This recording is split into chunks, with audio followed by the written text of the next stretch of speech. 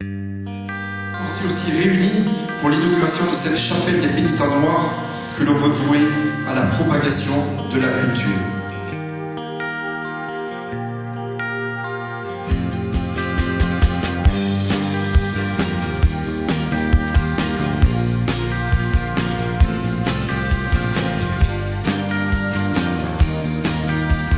Cette exposition donc du haut est une grande première puisqu'elle est, elle inaugure l'ouverture de la chapelle des pénitents noirs. C'est son jour d'ouverture aujourd'hui, donc elle a été bénie par l'évêque. Et en fait c'est la continuité du projet des livres en balade.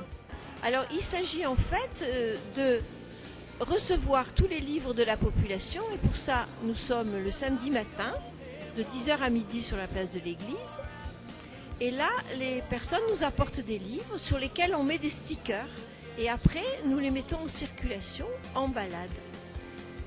Alors il y a 30 dépôts dans les vallées du Paillon, dans les villages. Les dépôts sont dans les salles d'attente des médecins, infirmiers, dentistes, chez les commerçants, les restaurants, certains à la mairie, dans les mairies, office de tourisme, également à Pôle emploi, tous les lieux où il y a beaucoup de personnes qui viennent.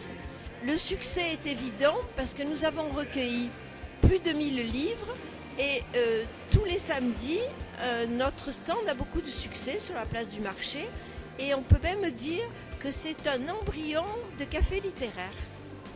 Moi, j'ai surtout géré la mise en place et l'orchestration de plusieurs artistes, entre autres donc le sculpteur Serge Doglio, qui est dans l'arrière-pays niçois, qui a un très très bel atelier puisqu'il est dans la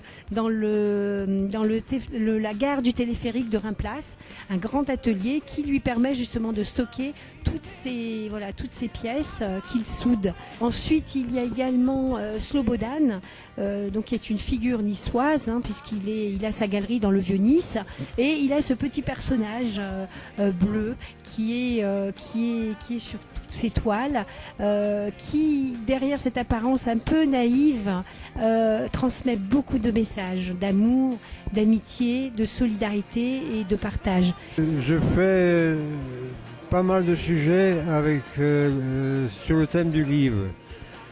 J'ai aussi des amis écrivains, j'ai illustré quelques livres et ce qui est rigolo, c'est qu'on m'avait déjà demandé il y a quelques années pour le même sujet de faire une affiche. Ça s'est passé à Cimiez à Nice, seulement ça s'appelait à l'époque Book Crossing, c'était un nom qui a été pris d'américain. Et après, donc, on m'a demandé à l'Escarène pour faire le livre en balade. On a créé une affiche à partir de mes deux tableaux. Il y a également Arnaud Guilliams qui a réalisé donc les œuvres encyclopédiques qui servent un petit peu de socle et de support pour les sculptures de Serge Doglio. Ce qui me semble important aussi de souligner, c'est cette belle participation de plusieurs enfants, puisqu'on met un point d'honneur à toujours présenter des œuvres d'enfants, adolescents également.